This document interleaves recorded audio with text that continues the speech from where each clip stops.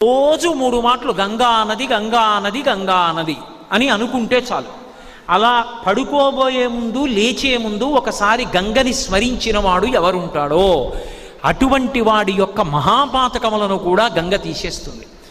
గంగ పరమశివుడి తల మీద పడేటప్పుడు అహంకరించింది.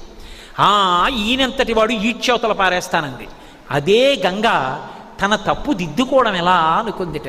నమ కపర్దినీచ వ్యుక్త కేశాయ చ, పెద్ద జటాజూటంతో ఉన్న శంకరుడే బోడిగుండుతో శంకరాచార్యుల వారిగా వచ్చాడు. శంకరాచార్యుల వారిగా కాశీపట్టణానికి శంకరులు వస్తూ ఉంటే గంగ కెరటాలు ముందు ముందుకొచ్చేట. ఆనాడు నీ శక్తి తెలుసుకోలేక అహంకరించి నెత్తి మీద పడ్డా, ఈనాడు నీ కాళ్ళ మీద పడతానని కెరటాలు ముందుకొచ్చేన కాళ్ళు కడిగేట. గంగ అంత పవిత్రం. ఏ నదినైనా అమ్మ అని కలిపి పిలవడం తక్కువ. యమునమ్మ ఏదో